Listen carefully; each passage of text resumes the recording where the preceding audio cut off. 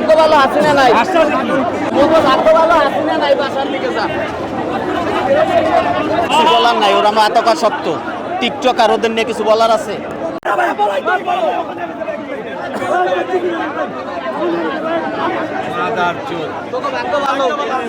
তোকে ভাগ্য ভালো হাসিনা নাই, হ্যাঁ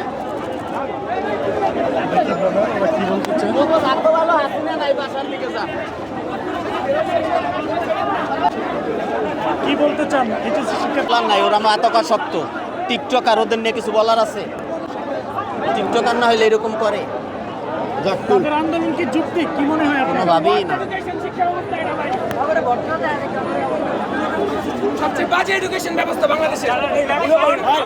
আমরা যদি স্বাধীন দেশে আমরা যদি আমাদের দাবি না জানাতে পারি, এটা কিভাবে সমান পানি ভাঙা গেছি হলে হলে, কোমর সমান পানি হাইটা হাইটা গেছি হলে, একটা রিক্সা পর্যন্ত নাই। উনি এসি রুমে বসে আমাদের বুঝবে, উনি এসি রুমে বসে বুঝবে আমাদের কেমন লাগে। বৃষ্টির মধ্যে ভিজে ভিজে 3 ঘন্টা বসে রয়েছে। অসুস্থ হলে দাও না, অসুস্থ হলে একটা ওষুধ দিয়ে যায়।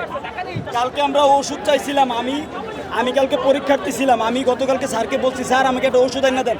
কালকে এই মাথা সমান পানির ভিতর আমরা কলেজে গেছি, পরীক্ষা দিছি, তারা কোনো ওষুধের ব্যবস্থা করে নাই। কিসের জন্য?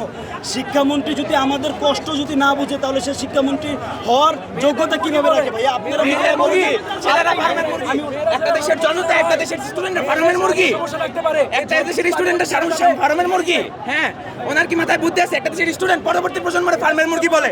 উনি শিক্ষামন্ত্রী হইতে পারে? উনি জোকার, উনি শিক্ষামন্ত্রী হওয়ার যোগ্যতা রাখে না। কিন্তু দেখেছিলেন এই জুলাই আন্দোলনে, কি জুলাই টাইমে আন্দোলন হয়েছে, উনি শিক্ষামন্ত্রী ভাই। আপনাদের কাছে প্রশ্ন রাখলাম,